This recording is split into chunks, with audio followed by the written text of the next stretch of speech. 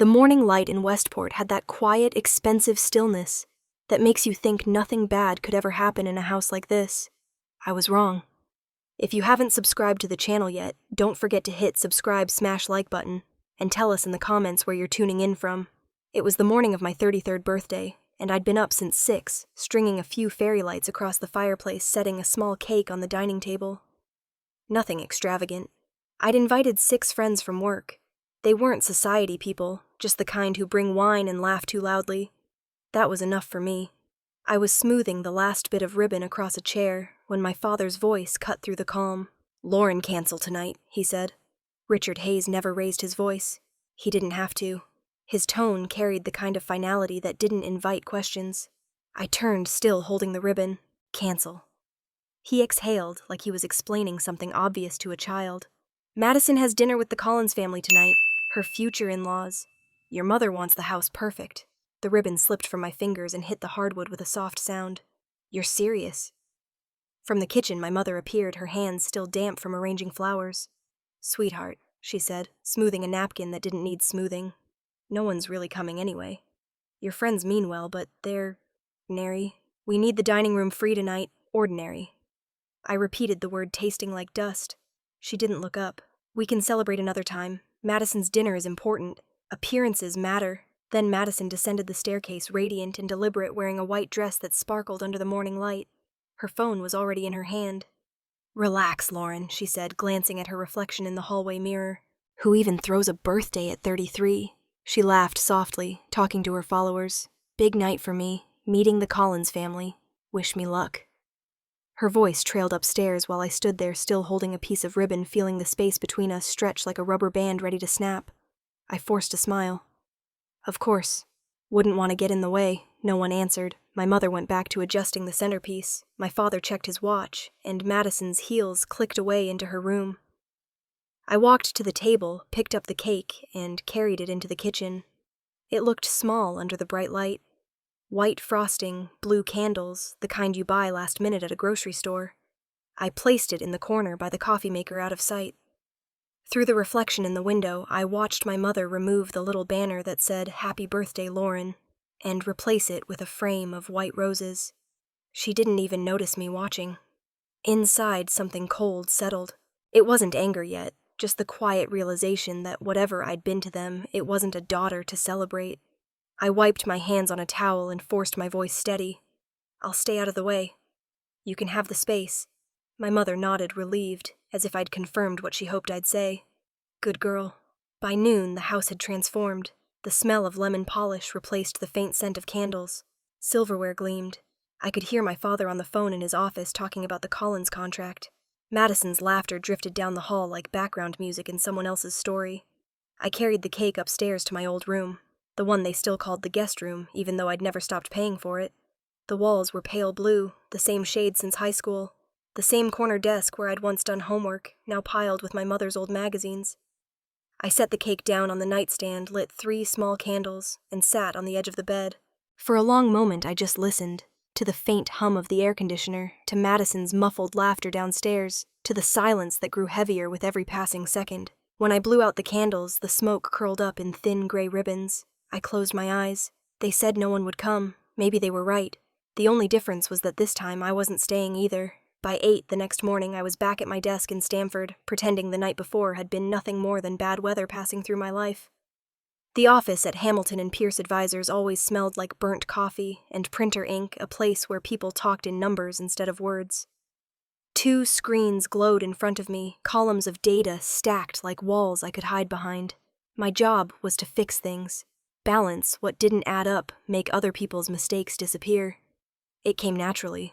I was good at smoothing over chaos, at work, at home. Across the open floor, my manager Paula Reed hovered near my cubicle.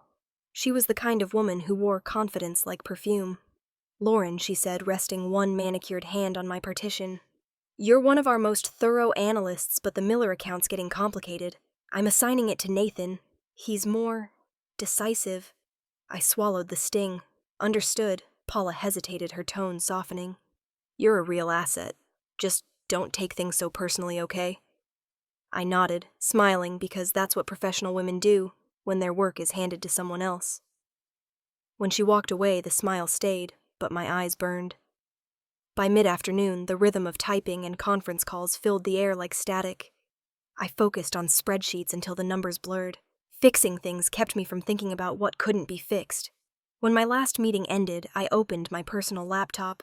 The familiar banking site loaded slowly, mocking me with its sterile simplicity. Mortgage payment $3,850. Insurance $420. Property tax pending. Cleaning service automatic. Every expense tied to the house in Westport. Every dollar drawn from my account like an invisible IV keeping the place alive. My phone buzzed. A text from my mother. Mom, don't forget the transfer, honey. Your father has to cover property taxes by Friday. Me typing, then deleting. I didn't respond. I stared at the screen until it dimmed the reflection of my own face, faint and tired. Voice in my head quieter than usual. I'm not their daughter. I'm their accountant. At 6, I packed up and walked through the glass lobby heels echoing off the marble. Outside, the early evening light turned the city gold. People hurried toward trains laughing, making dinner plans. I envied how light their lives seemed. The drive back to Westport was long traffic slow along I-95. When I finally turned onto the quiet street lined with sycamores, the house looked serene, glowing from inside. The serenity was a trick of the lights.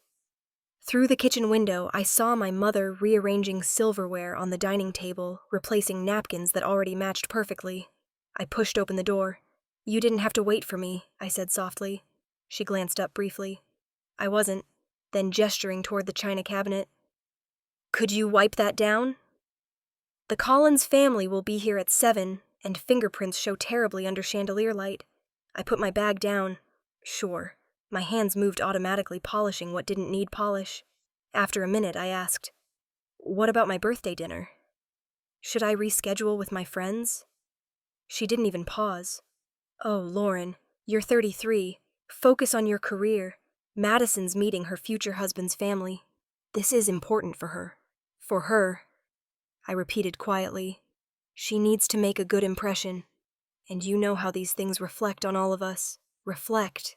That word again, as if our family existed solely on the surface of a mirror that I wasn't allowed to crack. My father's voice floated from his office down the hall. Make sure the champagne's chilled. Always about presentation, never substance. I wiped the last smudge from the cabinet glass, my reflection staring back at me. Tidy, expressionless. Madison appeared in the doorway wearing a pale, pink dress, glowing with the kind of confidence that comes from being chosen. Hey, she said, you okay about tonight? I looked at her at the girl who'd grown up taking every ounce of oxygen in a room. I'm fine. Don't worry about me. Good, she said brightly. Wish me luck. When she left, I leaned against the counter, feeling the ache behind my ribs swell. The house smelled of roast chicken and candles, things meant to impress strangers. My cake sat forgotten in the refrigerator, a casualty of perfect appearances. Upstairs, I found my old bedroom exactly as I'd left it, the wallpaper faded, the same photos pinned above the desk. I picked up the folded birthday card I'd bought for myself weeks ago, the one still sealed in its envelope. I lay on the bed, turning the card in my hands. The house below hummed with conversation and laughter, the clink of glasses, the music of people who didn't remember what today was. I thought about all the times I'd saved them from late payments, covered their insurance, pretended I didn't notice when my name showed up on bills that weren't mine. Each act of loyalty had been disguised as love. Downstairs, Madison laughed, the sound high and bright. My mother's voice followed, proud and animated. I pressed the card flat against my chest and whispered into the quiet happy birthday, Lauren. The ceiling fan hummed softly above me. I wasn't angry, not yet, just tired of proving I deserved a place in a house I'd already paid for. Outside, I could hear cars pulling into the driveway, the polite greetings of the Collins family echoing faintly. My mother's laughter rose again, practiced and effortless. I turned off the bedside lamp, letting the darkness settle. Tomorrow, I told myself I'd go back to work, balance another spreadsheet, fix something that was broken. But lying there listening to the celebration downstairs, I realized the thing that needed fixing wasn't a number. It was me. The next evening, the air in Fairfield carried the smell of salt and something faintly sweet, like promises that never last. I met Jessa at a small bar off the marina, the kind of place where time slowed down, and the same jazz song played on repeat. She was already there when I walked in, leaning against the counter with a half-empty glass of red wine. "Rough week?" she asked, studying my face. I sat down beside her. "You could say that." She waved for another drink for me, then turned slightly, her tone softer. "You look exhausted." "I am." I gave a dry laugh. "I've spent the last 2 years keeping my parents' house from collapsing. $92,400. Mortgage, insurance, property taxes, cleaning services, the club fees. I practically fund their image." Jessa whistled low. "That's not help, Lauren. That's a full-time rescue mission." I stared at the ice in my glass. "They think I'm a safety net with feelings." "A bank that loves them," she frowned. "And you let them." Her words hit harder than I wanted to admit. I took a sip, the wine warm in my throat, because if I didn't, the house would have gone into foreclosure. My dad's credit would tank, my mom would lose face at her charity luncheons. I thought I was protecting them, but maybe I was just protecting the illusion that we were a family. Jessa didn't answer right away. She'd known me long enough to know when silence was kinder than advice. Behind us, the bartender polished glasses, humming to the slow rhythm of the music. Out the window, the sea shimmered under yellow light. "I can't keep doing it," I said finally. "Every month I send the payment, and every month I hate myself a little more." She turned toward me. "So stop. It's not that simple." "It is," she said, her voice steady. "You can't save people who refuse to save themselves." For a moment, I didn't speak. The truth of it was so plain it felt cruel. My fingers traced the rim of my glass. "They're my parents." "Exactly," she said gently. "Not your clients." I laughed, sharp and humorless. "I'm better at handling clients." She smiled sadly. "That's because clients eventually pay you back." The line made me look away toward the window where the tide rolled against the docks. Somewhere out there, a boat horn sounded. A long, lonely note that stretched across the night. When I turned back, I pulled my laptop from my bag. Jessa's brows knit together. "What are you doing?" "Something. I should have done a year ago." I opened the banking app. The familiar numbers appeared clean and cold. Next mortgage payment scheduled in 48 hours. Auto transfer active. Jessa reached out her hand, warm on my wrist. "Lauren, think about this. If you stop now, they'll panic. Your dad's accounts are already underwater." I didn't move. "If I keep paying, I'll drown with them." Her grip tightened for a second, then she let go. "You sure?" I nodded once, completely. The mouse hovered over the setting that had quietly ruled my life. "Pause, transfer," it said in calm, neutral font. I clicked. A soft, mechanical sound followed almost like a sigh. Confirmation window payment paused. For a long minute, neither of us spoke. The air felt lighter, as if the whole room had exhaled with me. Jessa leaned back, watching me carefully. "That's it. That's it. What are you going to tell them?" "Nothing." I closed the laptop, set it down beside my drink. "Let them figure out what it's like when the safety net stops catching."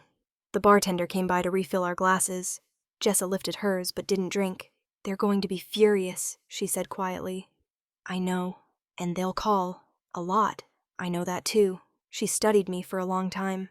"I've never seen you this calm. It's almost scary." "I'm not angry," I said. Realizing it was true, "I'm just done." Outside, the water hit the dock in slow, rhythmic waves. I watched the reflections dance across the glass until they blurred. Jessa broke the silence again. "You're allowed to protect your peace, Lauren. You don't owe them your whole life." I smiled faintly. That's new territory for me. Peace. She reached over and clinked her glass against mine. "Then consider tonight your first payment toward it." The ice in my drink melted, little cracks of sound between us. Somewhere inside, something released. A rope I'd been holding for years finally slipped from my hands. I didn't feel free yet, not fully, but I felt the beginning of it. The quiet after a decision that couldn't be undone. The tide outside kept rising, indifferent and unstoppable. I took another sip of wine, tasting salt that might have been from the sea or from the corners of my mouth. "I used to think saving them made me the good one," I said softly. "Now I think maybe I was just afraid to see who I'd be without them." Jessa's voice was low, almost lost under the music. "Maybe that's exactly who you need to find." I met her eyes. Maybe. The clock behind the bar ticked over to 10. I packed up my laptop, finished the last of my drink, and stood. Outside, the night air was cool, the marina quiet except for the faint creak of ropes against wood. I walked toward my car, feeling the weight of the decision settle in, not heavy, but real. Somewhere behind me, the bar door closed and the jazz music faded. The sound of the waves followed me to the parking lot, steady and sure like a heartbeat. For the first time in years, I wasn't rushing home to send money or fix a mess. I was just driving toward something I couldn't name yet. As I started the engine, I looked once more at the sea and whispered to the reflection in the windshield. I used to save them. Now I'm saving myself. Then I drove away, leaving the water and its secrets behind. 2 days later, on a Monday morning, my mother's voice carried through the walls of the Westport house, sharp and clipped, the sound of a woman whose world was beginning to tilt. I wasn't there to hear it in person, but I could imagine it perfectly. The tone she used when speaking to anyone she thought was beneath her. "The bank says the mortgage payment didn't go through," she would say. Pacing near the dining table, pearls clicking against her phone. It must be a glitch. That's impossible. Somewhere across the line, a polite employee would confirm the truth. The payment was paused. Meanwhile, an hour away in Hartford, sunlight spilled across the pale walls of my small apartment. The space smelled faintly of coffee and freedom. I'd moved in less than a month ago, but already it felt more like home than the house I'd grown up in. Everything was in order. My desk, my bills, my conscience. I sat at my laptop, the same banking page open, the word paused, glowing like a quiet declaration. My fingers hovered over the mouse, steady this time. I didn't destroy my family. I murmured to no one. I just canceled their privileges. I started with the obvious homeowner's insurance. Click. Canceled. Then the secondary card on my credit account. The one my sister had been using to order designer handbags she called work essentials. Removed. The cleaning service my mother insisted on keeping, even when she no longer lifted a finger. Gone. Each confirmation email felt like the release of a breath I hadn't realized I'd been holding. At 9:32 a.m., I received the first text. "Mom. Lauren, the mortgage didn't process. Did your bank flag it?" At 9:48, another, Mom. Please check. Dad's getting upset. At 10:04, a call. I let it ring. By the time the fourth came through, I muted my phone and pushed it aside. The silence afterward was almost peaceful. Across the state, I imagined the scene playing out exactly as I'd written it in my head. My father at the kitchen island, tightening his jaw, pretending not to panic. My mother trying to maintain her composure, rearranging flowers that no longer impressed anyone. Madison half listening while she live-streamed her morning beauty tips to her followers, certain someone else would fix it. I opened another tab on my laptop, the spreadsheet I'd built over 2 years. Every expense had its own line. Mortgage taxes, maintenance utilities, subscriptions fees. I scrolled down one column at a time, marking each as canceled or reassigned. The cursor blinked beside the total $92,400. I didn't delete it. I wanted to remember the number that had bought their comfort. The apartment was quiet, except for the low hum of my computer fan. Outside, Hartford was waking up car horns, footsteps on the pavement, a dog barking down the block. Normal life. A life that had nothing to do with me paying for other people's mistakes.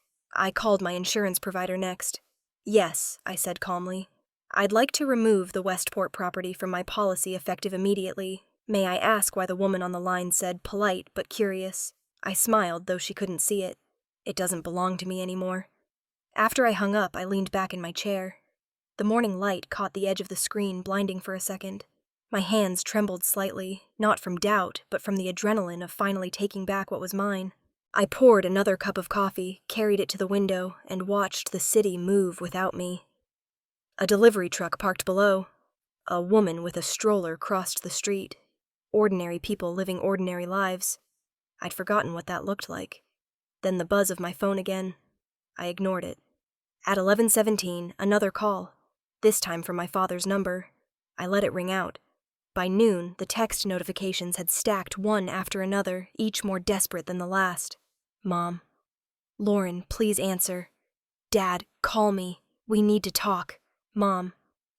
The house could go into default. Madison. What the hell, Lauren? My Amex got declined.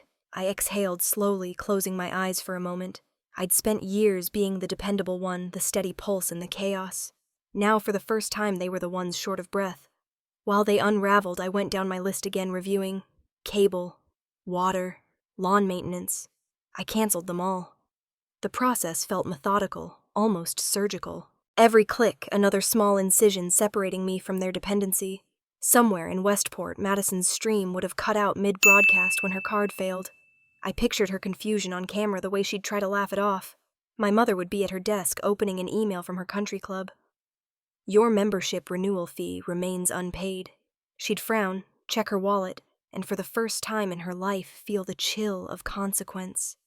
And my father, Richard Hayes, once a man who believed control meant love, would be standing in his office phone pressed to his ear, listening to the automated message repeat, "Please make your payment to avoid penalty." By mid-afternoon, my phone had gone still. No more calls, no more texts. Only silence. I sat there, the cursor blinking on an empty document. I typed a single sentence. They said I was invisible. Then I added, "Now every breath they take depends on me." I stared at the words for a long time before hitting save. When I finally glanced at my phone again, 12 missed calls stared back from the screen. My mother's number filled half of them. I didn't call back. Outside, the light shifted long shadows stretching across the walls. I took a deep breath and let it out the way you do after surfacing from deep water. The quiet that followed wasn't lonely. It was mine. I turned off the laptop, the screen fading to black, and whispered to the reflection that looked back at me. "You wanted me invisible. Now you'll see how it feels." Then I set the phone face down the world above Westport, spinning without my voice in it. By the third night, the rain had turned steady, soft against the glass, the kind that blurs the city lights into watercolor. My apartment smelled faintly of coffee and wet asphalt drifting up from the street below. I was sitting at my small desk in Hartford when the phone started again. It began with a single vibration, then another, then a wave. 21 missed calls from my mother, 8 from my father, 5 from Madison. Each one a variation of panic, guilt, or fury. The voicemails came next, stacking up in my inbox, like the ghosts of conversations I no longer owed anyone. My father's voice was first, hoarse, controlled. "Lauren, listen. Your mother. She didn't mean what she said. You know how she gets. But the bank called again. They're charging a late fee. I'll pay it back. I just need time." Then my mother's voice clipped brittle at the edges. "You can't do this to us, Lauren. We're family. Families don't cut each other off. Call me back, please." And finally, Madison, shrill, almost childlike. "You made me look like an idiot. My card got declined in front of Marcus. Do you know how humiliating that was? My car's locked. I can't even drive to work. You're ruining my life." I didn't press play on the rest. I didn't need to. I set the phone face down on the table and stared at the condensation dripping down the window pane. The city outside kept moving indifferent. Cars hissed along wet pavement. Someone laughed on the street below. A dog barked twice and fell silent. Inside the apartment hummed with the sound of rain and my heartbeat. They used to tell me I was too sensitive, too emotional. "You always take things so personally," my mother would say, as if detachment was a badge of honor. My father called me the stable one, the one who could handle things, keep calm when everyone else lost their heads. I wore that title like a uniform and it bled me dry. Now they were the ones unraveling and I didn't feel triumphant. I felt still. My computer screen flickered with a new email notification. It was from Paula, my manager. Subject, project, opportunity, Miller account. The message was brief. "Lauren, we could use your expertise on the Miller case after all. If you're interested, let's discuss tomorrow." I smiled, small and real. For once, someone was calling because they needed my mind, not my money. I typed a short reply. "I'm available." Then I closed the laptop and sat back, letting the quiet stretch. My eyes landed on a framed photo on the shelf. Me at 22, standing beside my parents at my first job presentation. My father's hand rested on my shoulder. My mother was laughing, proud in the way people are when pride doesn't cost them anything. I remembered how it felt back then, the rush of being seen. That memory used to hurt. Now it just felt far away, like watching a movie you'd once loved, but no longer believed in. I picked up my phone again. More messages had come through. Texts now. "Mom. We're getting late notices, Lauren. Call the bank. Dad. Your mother's not well. She's crying. Madison. Everyone's asking what happened. You can't just ghost us like this. I stared at their words until they blurred. For years, I'd been the translation between their chaos and their comfort. Now they were speaking a language I no longer understood. I opened my laptop again, not to read, but to delete.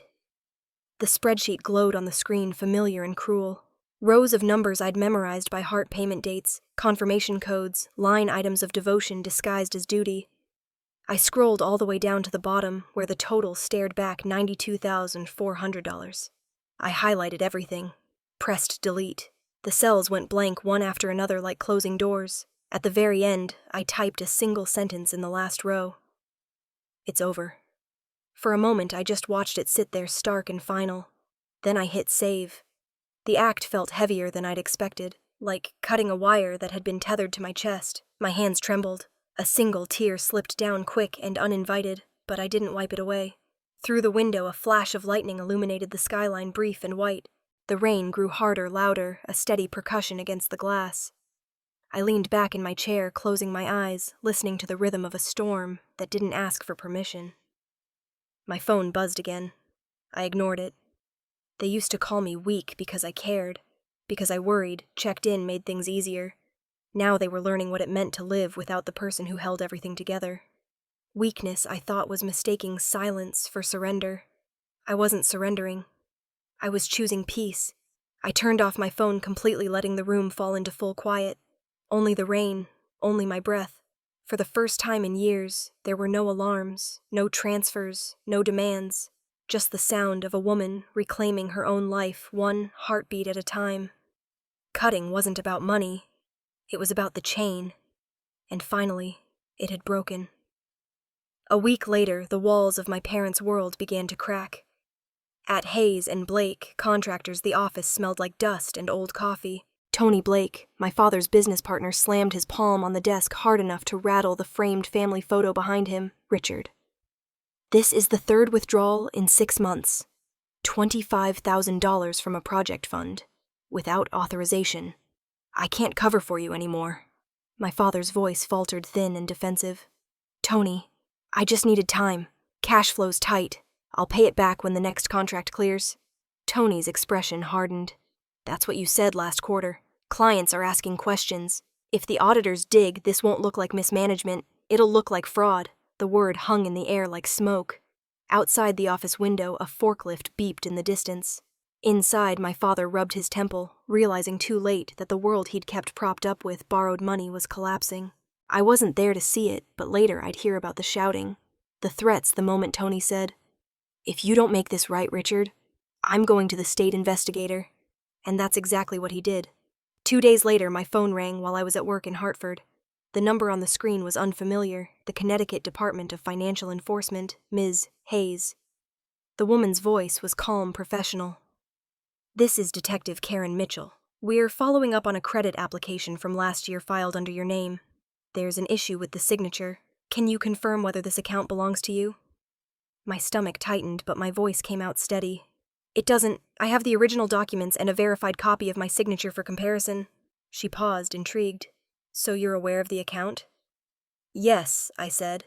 It was filed without my consent. I have evidence of who did it. Can you provide that documentation? I'll send it today. After we hung up, I pulled open the drawer where I kept a file labeled Family Liabilities.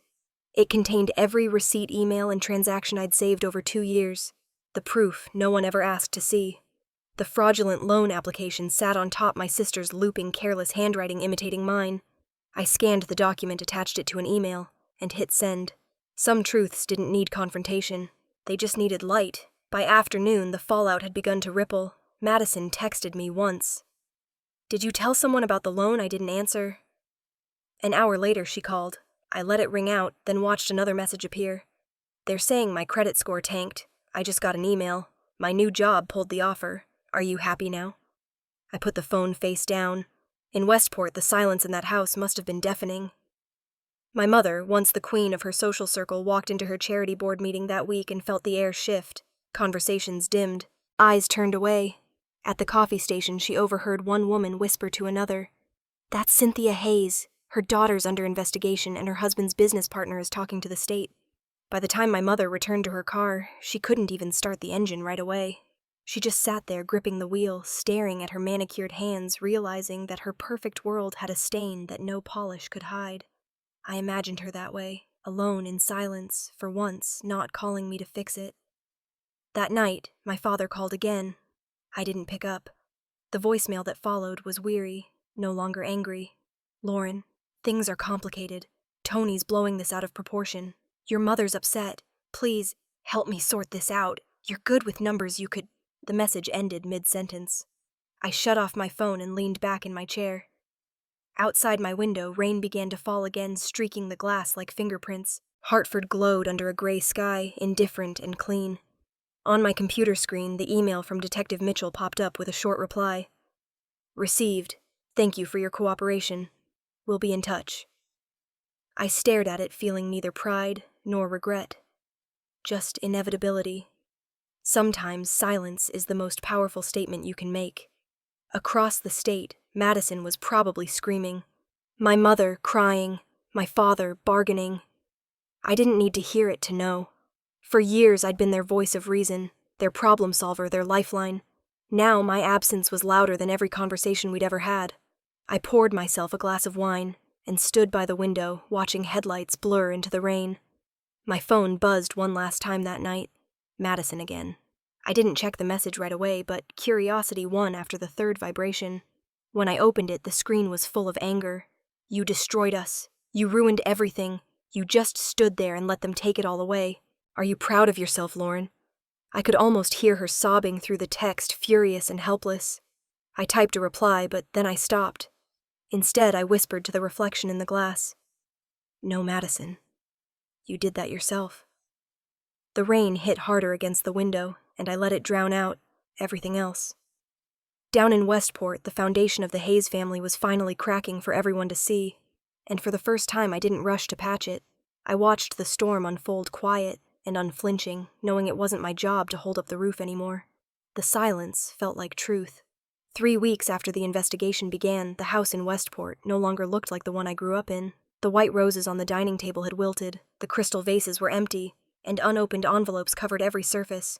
Bills, late notices, letters stamped in red. If walls could sigh, that house would have sounded exhausted. Madison's voice tore through the morning quiet. "She ruined everything," she shouted from the living room. "I lost my job.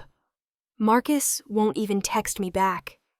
From the kitchen, my mother snapped, her tone sharp enough to cut glass. "Don't you dare blame your sister. You forged her signature. You brought this on yourself." Madison spun around, her face, blotchy hair tied messily on top of her head. "You don't get it, Mom. Without her money, we're falling apart." My mother's hand slammed onto the counter. "Then maybe it's time you both learn to live without her." The words hung heavy in the air, shocking even herself. My father appeared from the hallway, gray-faced and silent, a letter trembling in his hand. "Tony sent a formal complaint," he said quietly. "He's threatening to sue, claims I misused project funds." My mother turned toward him.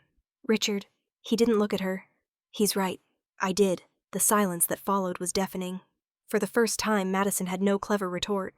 She sank into a chair and covered her face. "She wants to destroy us," she whispered. "Lauren always wanted to prove she was better." My mother's voice broke, brittle and small. "No, sweetheart. She just stopped pretending." Outside, thunder rolled over the coastline, shaking the windows. I didn't know this was happening as it unfolded, but I could feel it somehow, like the shift in air pressure before a storm. That same morning, I was at my apartment in Hartford, halfway through a second cup of coffee, when the email arrived. The subject line read, "Urgent. Miller account. Lauren Paula wrote, 'The Miller project is unraveling. We need your eyes on this. Please come in.'" I stared at the screen for a moment, smiling to myself. Finally, I murmured, "They call when they actually need me." By noon, I was back on the train to Stamford. The rhythm of the tracks against steel matched the beat of my pulse. Steady, sure, alive. The Hamilton and Pierce office looked different when I walked in. The easy confidence of the place was gone, replaced by tension. People huddled in corners, whispering. Spreadsheets projected on the wall flashed red numbers. Paula spotted me first. "Lauren, thank God," she said, ushering me into the glass conference room. "We're short $4 million. There's a discrepancy in the Miller contracts, and no one can find where the funds went." Mark Sullivan, one of the senior analysts, rubbed his eyes. "If we can't explain this, we're done." The client's threatening to pull their entire portfolio. I glanced at the spreadsheet scanning the chaos of figures. Who handled the revisions? 2 contractors, Mark said. They submitted updated terms last quarter, but no one cross-referenced the file. I pulled a chair close and opened the database. Let me see everything. Within minutes, the noise around me faded. My focus tunneled down to the numbers.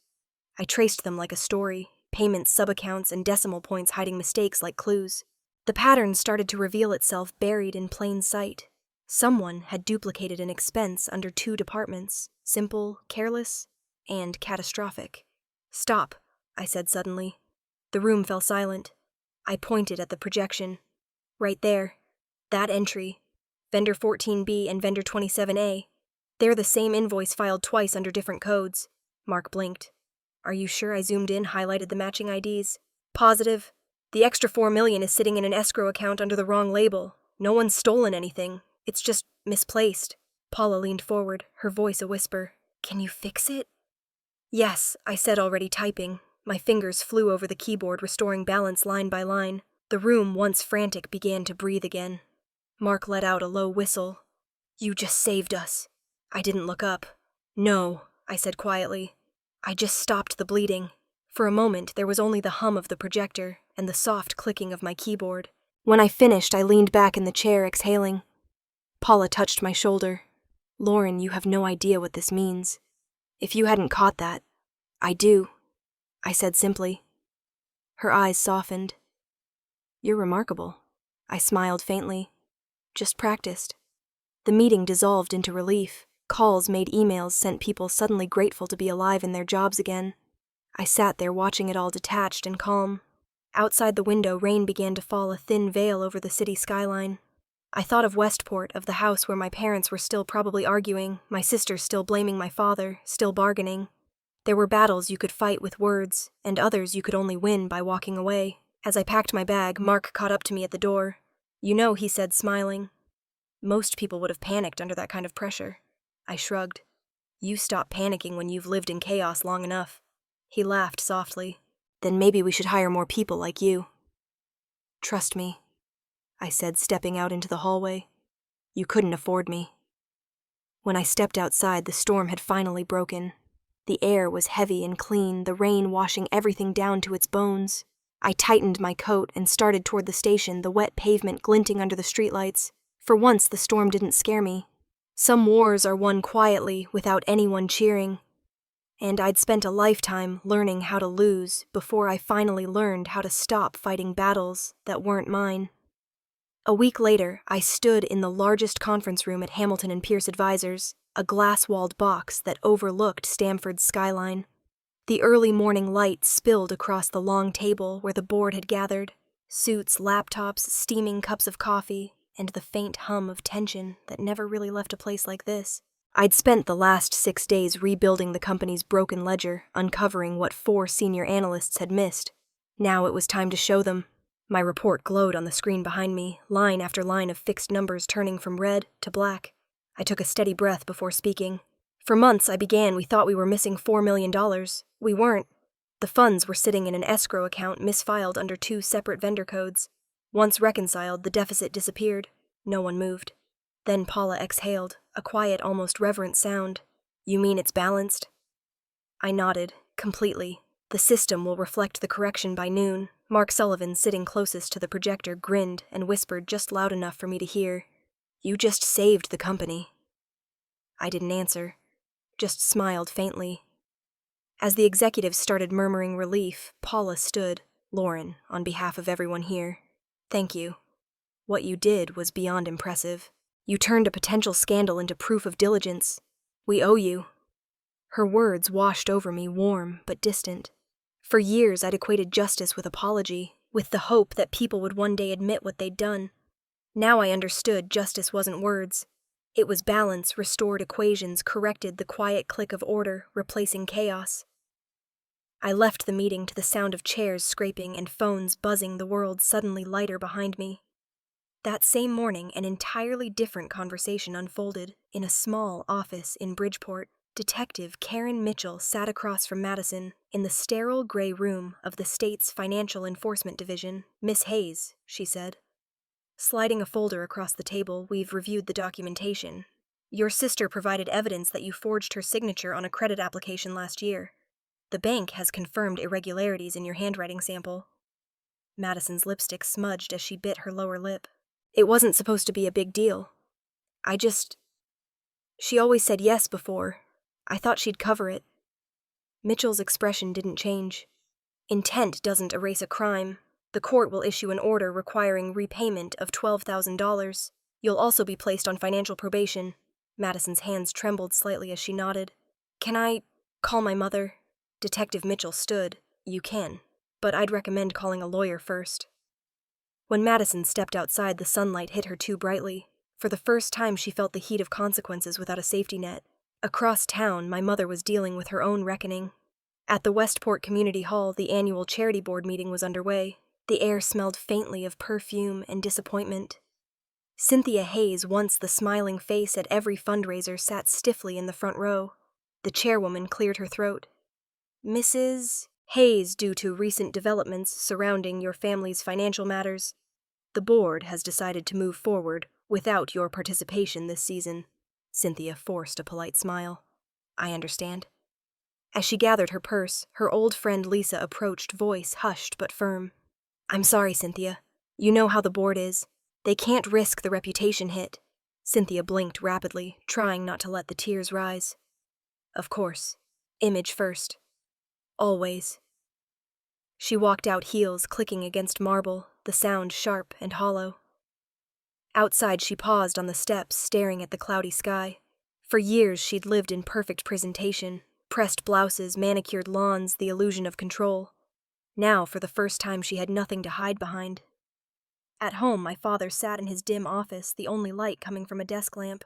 His reading glasses hung crooked on his nose as he signed the last page of a financial settlement. The paper trembled under his hand. Richard Hayes agrees to repay misallocated project funds within 90 days to avoid formal charges. He placed the pen down slowly, staring at the ink until it bled slightly into the fibers of the page. On his desk, a framed photo of our family smiled back. Mom Madison, me all frozen in better years. His shoulders sagged. I dug the hole myself, he muttered. Now I get to live in it. The house was silent except for the soft drip of the kitchen faucet and the faint hum of the refrigerator. That evening, while Westport sat under gray skies, I sat in my apartment, the city outside my window, glowing gold with dusk. I was scrolling through my emails when I saw the headline flash across my newsfeed. Consultant Lauren Hayes saves Hamilton and Pierce from financial crisis. There was a photo of me mid-speech in the conference room, the company logo glowing behind me. The article was brief, all business. Still, something in my chest loosened. A quiet vindication, not for them, but for myself. I imagined Madison seeing it, her phone lighting up with my name, where hers once had. Maybe she was sitting on her bed, tears mixing with guilt and envy, the same way I'd cried years ago when the world revolved around her. Later that night, my mother's phone rang. It was Madison. Mom, she whispered, voice trembling. I want to apologize to her. To Lauren. I shouldn't have done what I did. On the other end, Cynthia stared at the dark window reflection of her own weary face staring back. She didn't answer right away. Finally, she said softly, Maybe you should, but don't expect her to forgive you. Not yet. Madison swallowed hard. I know. They sat in silence, two women learning what consequences sounded like when spoken out loud. In Hartford, I closed my laptop and leaned back the night, humming softly through the walls. Justice doesn't rush. It waits until the noise dies down, until the truth can be heard clearly. And when it finally arrives, it doesn't knock. It simply stands there right on time. 3 months later, I drove back to Westport for the first time since everything unraveled. The road felt different, narrower somehow, lined with leaves that had begun to curl with the first breath of autumn. When I turned onto my parents' street, the house came into view, smaller than I remembered. The grass had grown uneven tufts of yellow, pushing through where the gardener once trimmed every week. A weathered for sale sign leaned slightly at the end of the driveway. I parked by the curb engine, running for a few seconds longer than it needed to, as if the car could shield me from what waited inside. Then I cut the ignition. The silence that followed was absolute. The front porch creaked under my heels. The paint on the railing had begun to peel. I knocked once. The door opened slowly. Madison stood there, pale and thinner than I'd ever seen her. Her hair, usually perfect, was tied back loosely. Dark circles framed her eyes. "Lauren," she said quietly, almost as if saying my name might break her. "Hey," I replied, my voice soft. She stepped aside. "Come in." The air inside smelled of dust and old wood. The polished brightness I remembered, the flowers, the perfect decor, was gone. Boxes lined the hallway, half filled with things too heavy to carry and too sentimental to throw away. Madison closed the door behind us. "I wasn't sure you'd come." "I wasn't either," she nodded.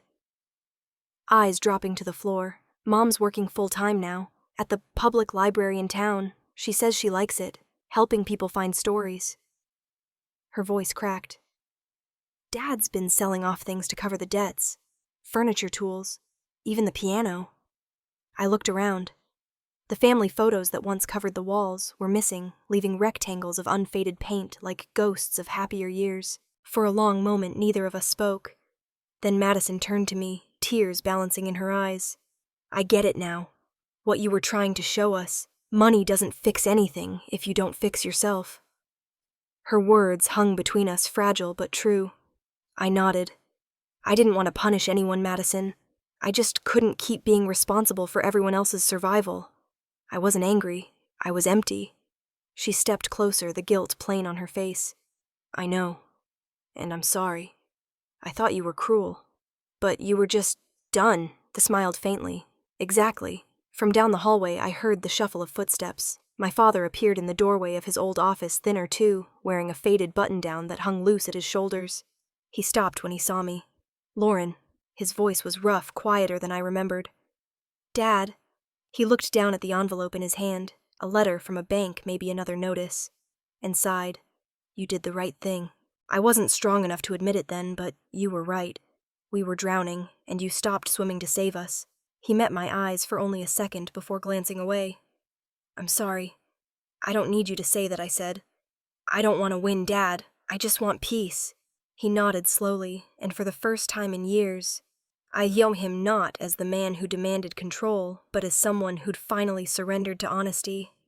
He disappeared back into his office, leaving the two of us in the living room, surrounded by the hollow sound of a house giving up its secrets. Madison turned toward the kitchen. "I made tea," she said, half a question. "Sure." She poured it into mismatched mugs. No more fine china, no pretense. The steam curled between us, fragile and real. "I got a job," she said after a minute. "Entry-level marketing. It doesn't pay much, but it's mine. And I'm learning." I smiled. "That's good, Mads." She hesitated, then reached into her pocket and pulled out a small envelope, edges crumpled from being carried too long. "It's not much," she said, placing it on the table between us. $500. I wanted to start paying you back even just a little." I stared at the envelope for a moment before shaking my head. "Keep it. You need it more than I do." Her eyes filled again. "No," she whispered, pushing it toward me. "I need to know I can give something back. I need to earn respect again, not buy it." Something inside me cracked open, not painfully, but with release. I reached out and placed my hand over hers. "Then keep earning it, Madison, one step at a time." She nodded, tears spilling over, but smiling through them. "I'm trying, Lauren. I swear I'm trying." "I know," I said softly. "That's enough." The clock on the wall ticked steadily, the only sound in the quiet. Outside, a wind picked up, rustling through the half-dead leaves in the yard. We sat there in silence, the kind that didn't hurt anymore. For years, our house had been filled with noise. Arguments, laughter that covered lies, the hum of a life built on performance. Now it was bare honest, almost gentle. Before I left, I stood in the doorway looking one last time at the space that had raised me, disappointed me, shaped me. Madison followed me to the door. "Will you come back again?" she asked. Maybe I said, meeting her eyes. "When it's not about fixing things," she nodded, understanding more than I expected her to. As I stepped outside, the sky over Westport had begun to fade to evening. The for sale sign creaked in the wind, its paint peeling like the house behind it. I turned back once.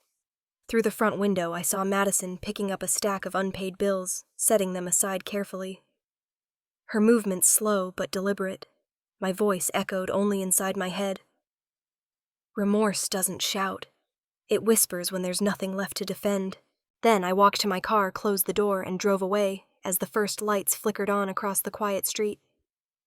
The rain started before noon, fine and steady against the windows of my office in Hartford. It was the kind of rain that softened everything. The noise, the light, even the edges of the world outside. Inside, my desk lamp cast a warm circle over scattered papers and the half-empty cup of coffee I'd forgotten to drink. I was finishing a client report when my phone buzzed once, then again, then a relentless cascade that filled the small space with vibration. I glanced at the screen. The call log was endless. Mom, Dad, Madison, over and over, like a pattern carved into glass. 57 missed calls. 3 months ago, I would have picked up the first one. I would have rearranged my day, canceled meetings, driven back to Westport, just to put out whatever fire they'd started. I would have called it love. Now I just stared at the screen until it dimmed. They only remember me when they need me, I murmured under my breath, and I stopped needing to be needed. Outside, the rain traced long lines down the glass, the sound rhythmic, almost like breathing. I set the phone on my desk face up, this time the names flashing one after another, as if they might wear me down through persistence alone. At 4:13, another call came in. My mother. I watched her name light up, heard the faint echo of her ringtone fill the room. When it stopped, the silence that followed was heavier than the sound itself. Somewhere in Westport, I imagined her sitting by the landline, hands trembling, staring at the phone, as if sheer willpower could bridge the distance between us. My father probably across the hall, packing the last of their belongings into cardboard boxes. His trophies, his ties, the artifacts of a life that looked better than it ever was. And Madison. I could see her sitting on her bed, her phone in her lap, eyes fixed on the screen, scrolling through our old messages, but not daring to call again. Maybe she'd already learned what I had, that silence could be final. My laptop pinged with a new email, a reminder from HR about benefits renewal. Something small and mundane grounding me in the life I'd built, separate from theirs. I took a slow breath and closed the message. The phone buzzed again. I didn't move. Once I used to measure love by how many times I'd answer. Now I measured peace by how long I could stay still. I reached for the phone thumb hovering above the screen, not to answer, but to switch it to silent. The hum stopped instantly. No more sound, just the soft pulse of rain and my own steady heartbeat. I leaned back in my chair and looked toward the window. The reflection of my face was faint against the gray sky, the woman staring back at me both familiar and foreign. Calm, collected, a little sad maybe, but not broken. On the corner of my desk sat a photo I hadn't noticed in weeks. My mother and me at the beach. I must have been 8 or 9. She was laughing, hair tangled by the wind, her arm around me. We looked like people who still believed things could stay good forever. For a moment, something inside me softened. The memory didn't hurt the way it used to. It just existed simple and unsharp, like a story I'd heard long ago. I traced the edge of the frame with my finger, let the ache rise and fall like the tide. I hope you find peace too, Mom. I whispered, barely audible over the rain. But peace wasn't something you could hand over like a check or an apology. It was something you earned by sitting in your own silence long enough to stop fearing it. I walked to the small kitchenette, and poured myself a glass of water. My reflection in the window followed the city's lights flickering across the glass. When I sat back down, I flipped the phone over so the screen faced the desk. It vibrated once, then went still. They couldn't cut this silence. They couldn't buy it. And they couldn't demand it back. I looked at the muted device, its black screen blending into the wood grain, and exhaled. The quiet in the room grew almost sacred. For the first time in years, no one expected anything from me. The world wasn't pulling, tugging, demanding I fix what others had broken. I picked up the photo again, held it in my lap. My mother's smile gleamed faintly in the lamplight. For a second, I almost wished I could call her, not to reconcile, just to tell her I was okay. But that would have been another rescue, another soft place for her to fall. So instead, I placed the picture back on the desk, straightened it so it faced the window, and whispered, "We'll both have to learn." The rain began to ease, tapering to a fine mist. The city below glowed gold against the wet streets' headlights, sliding like quiet promises through the dark. I finished my water, turned off the lamp, and let the dusk settle over the room. The air felt clean. By the time I reached for my coat, the phone had stopped ringing completely. The silence that filled the space wasn't empty, it was earned.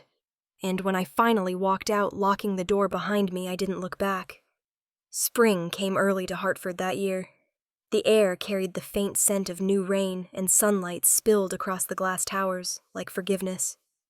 I walked down the bright hallway of my new office, the name on the frosted door glimmering in gold letters, Hayes Financial Consulting. It still startled me sometimes, to see my name like that steady and certain. "Good morning, Lauren," one of the analysts called from her desk holding a coffee. "The Monroe files ready for review." "Perfect," I said, smiling as I passed. My heels clicked softly against the polished floor, the hum of quiet productivity surrounding me. Through the glass panels, I could see my team. 5 people I'd hired myself, all smart kind. A little battle-worn, in the way that made them better at what they did. The sunlight reflected off the glass wall beside me, catching the logo again. My reflection overlapped it, half shadow, half light. When they lost me, I found myself. In my office, fresh tulips stood in a vase beside a stack of reports. The walls were pale cream, the kind of calm color I used to crave but could never keep. My view stretched across the city skyline, Hartford alive with the slow rhythm of morning traffic. A knock came at the door. "Come in." Jessa stepped inside a small bouquet of yellow lilies in her arms. Her hair was longer now, and her eyes softer than I remembered. "You did it," she said, setting the flowers on my desk. "Grand opening week. You're officially the boss." I laughed. "I guess I am." She tilted her head. "Do you ever regret it? Walking away?" For a moment I thought about the question. The late nights alone, the holidays spent without family, the silence that used to feel sharp before it turned into peace. Then I shook my head. No, I've never felt calmer in my life. She smiled, pulling me into a quick hug. "You know, I tell my clients about you sometimes, about how sometimes losing everything is what lets you build something real." I grinned. "Just don't use my name."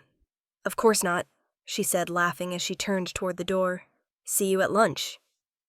Wouldn't miss it. When she left the room, quieted again, the kind of silence that didn't feel empty anymore. I opened my laptop and skimmed through emails. Among the client notes and invoices, one subject line caught my eye, from Madison Hayes. Subject: "Just wanted to say hi." I hesitated before clicking it. The message was short, simple. "Hi, Lauren. I hope you're doing well. I started a new JEET, marketing assistant at a local firm. It's not glamorous, but it's honest work. I'm still paying off what I owe and figuring things out, but I'm learning to live differently this time. I wanted to thank you for letting me fall and for not catching me. Love, Madison." I sat back, staring at the screen, a slow warmth blooming in my chest. It wasn't forgiveness I felt. It was something quieter, acceptance. Before I could overthink it, I hit reply. "I'm proud of you. Keep going." I hit send and let the moment pass without ceremony. On the corner of my desk, there was a small stack of unopened mail. I flipped through absent-mindedly until I stopped at an envelope with familiar handwriting. My mother's. The return address wasn't Westport anymore. It was the public library branch in Fairfield. I opened it carefully, unfolding the single sheet inside. "Lauren, I don't expect anything from this letter. I just wanted you to know that I think about you every day. I see the world differently now. Working with people who come here to learn has taught me what real worth looks like. You always had it. I just didn't know how to see it. You deserve to be loved even when no one's standing beside you. Love, Mom." I read it twice, then set it gently beside the framed photograph on my shelf, the one of me from years ago taken in the apartment I'd rented right after I left home. In the picture, I looked tired, but my smile was real. I stood, stretched, and crossed the room to the coffee maker near the window. The air smelled faintly of roasted beans and spring rain through the open vent. I poured a cup and stood by the glass watching the city move below. Buses gliding through intersections, people crossing streets with umbrellas in hand. I'd spent so many years looking at this world from the sidelines, afraid to take up space. Now, I was part of it again. The steam rose from my cup, curling toward the morning light. Forgiveness isn't about going back. It's about walking forward, without dragging the past behind you. On the wall beside my desk was a small corkboard, mostly empty except for a few postcards and reminders. I reached into my drawer and pulled out a small note card I'd written months ago, back when this dream was still forming. I pinned it to the top corner. "Start where you are. Use what you have." The words looked simple under the sunlight, but they carried everything I'd learned. The strength, the loss, the quiet redemption that came from surviving yourself. I smiled, sipping my coffee, feeling the warmth spread through my hands. Outside, Hartford shimmered with possibility, and for the first time in years, so did I. The wind in Hartford carried the first bite of autumn that night. It slipped through the half-open balcony door, cool and steady, making the curtains sway like they were breathing. The city glowed in shades of amber and silver below lights reflected on wet streets after a light drizzle. I sat on the couch with the lights dimmed, laptop closed, the only sound in the room, the soft, deliberate tick of the wall clock. Time had become quieter lately, less of an enemy, more of a companion that didn't demand anything. On the coffee table, my phone lit up. The name glowed across the screen, Mom calling.